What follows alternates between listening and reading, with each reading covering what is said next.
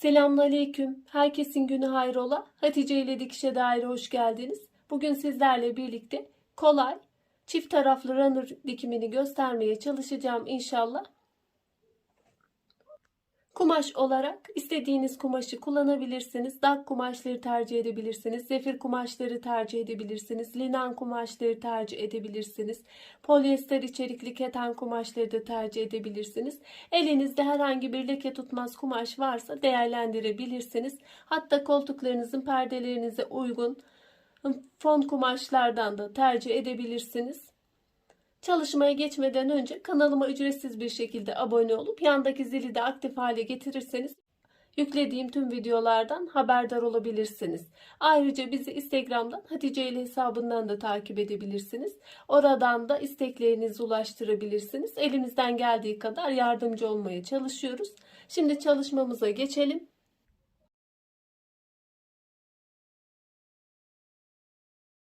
Benim parça kumaşım olduğu için bunu bu şekilde değerlendireceğim. Siz runner'ları hangi ölçülerde yaparız diye sorular geliyor genellikle. Daha önceki çalışmalarımda da bahsettim. Eğer enden sarkıtmak istiyorsanız masanızın eninden her iki taraftan da 25 santim, yani toplamda masanın 50 santim fazla boyun almanız gerekiyor. Masanın boyundan bu şekilde sarkıtmak istiyorsanız boyundan aynı şekilde 50 santim fazla kumaş almanız gerekiyor. Ortada runner'ımızı bırakmak istiyoruz derseniz o zaman masanızın dört bir kenarından, yani şuradan runner'ı olan kısma kadar 25 santim, diğer taraflardan da aynı şekilde boy tarafından da dört bir kenarından 25 santim boş kalacak şekilde runner'ınızı da yapabilirsiniz. Burada ben çift taraflı yapacağım. Tek taraflı yaptığınızda yarısı kadar ölçü kumaş almanız gerekiyor. Dikişlerimin dengeli durması için şu katını da çıkarıyorum. Şu kumaş katı tarafını da açıyorum. Bunu açmadan da yapabilirsiniz ama buradan yine dikiş dikmeniz gerekiyor. Her iki tarafında dengeli bir şekilde durması için.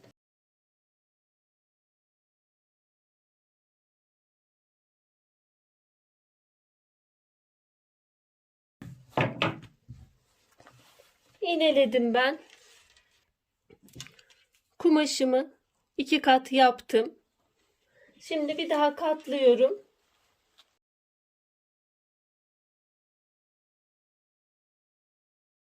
Kumaşımı 4 kat yaptım. Şimdi şuradan 15 santim bir çizgi alıyorum. Şu kısımdan, tepe noktasından, orta kısımdan şu şekilde 0. Buradan da aldığım çizgiden cetvelimi tutuyorum. Bir çizgi çekiyorum. Tam çizdiğim noktadan aldığım ölçüden kesimimi yapıyorum.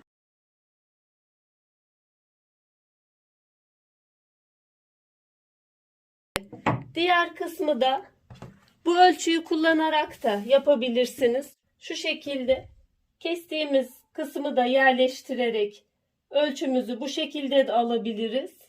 Buradan çizeriz. Şu şekilde de yapabiliriz. Pratik yöntem. Tekrar ölçü almamıza gerek yok. Bu şekilde de yerleştirerek direkt kesebiliriz.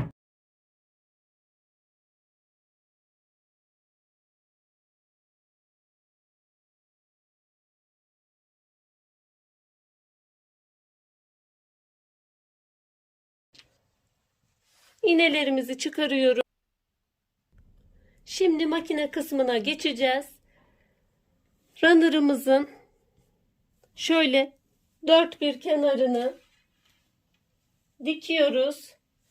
Şurada şu kadar bir döndürmek için kısım bırakacağız. Onun dışında kalan kısımları dikiyoruz. Şöyle orta kısımdan başlıyorum. Boşluk bırakacağım kısımda bu kısma dahil. O kısımdan başlıyorum.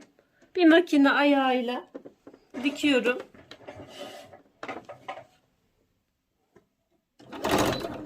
Pekiştirerek başladım.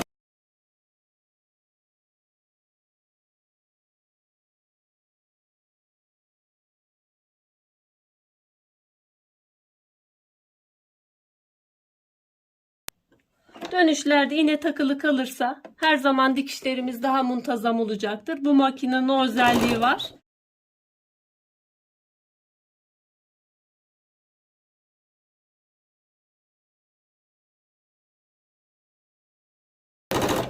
Normalde şu verevli kısımlar, üçgen kesilen kısımlar biraz dikerken esneyebilir. Esnetmeden rahatlıkla da dikebilirsiniz. Çok çektirmeyin. O kısımlar verevli olduğu için esneyebilir. Şu kadar kısım şöyle 10-15 santim bir döndürmek için pay bıraktım. İlk dikişimiz bitti. Açık bıraktığım kısımdan döndürüyorum.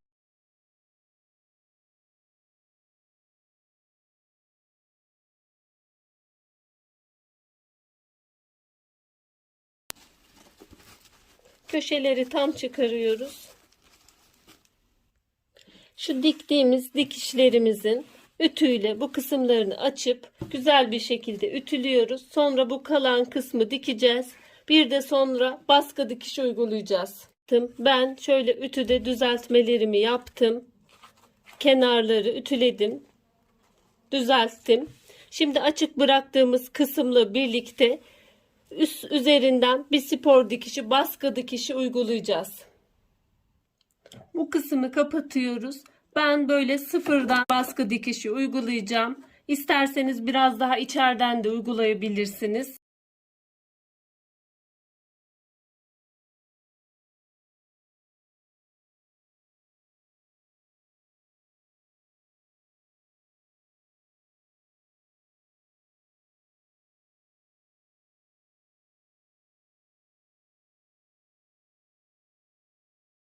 Ben kenar dikişlerimi bitirdim.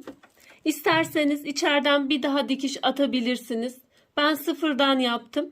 Normalde çift taraflı olmasaydı çift iğne yaparak çift dikiş şeklinde de yapabilirdik. Ama çift iğnenin arkası daha farklı gözüküyor. Bu çift taraflı kullanılacağı için o yöntemi kullanmadım.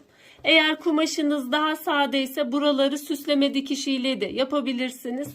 Benim yapsaydım da çok da belli olmayacaktı. Ekranda çok açık gözüküyor ama daha koyu, daha parlak bir kumaşım var aslında. Ben çalışmayı bitirdim. Uç kısımlarına da küçük bir fiyonk iliştirdim. İster sade bırakabilirsiniz, ister bu şekilde de yapabilirsiniz. Kenarlarına da sıfırdan bir baskı dikişi uyguladım. Umarım faydalı bir çalışma olmuştur. Şimdiden yapmak isteyen, denemek isteyen arkadaşlara kolaylıklar diliyorum. Allah'a emanet olun. Hoşça kalın, sağlıcakla kalın.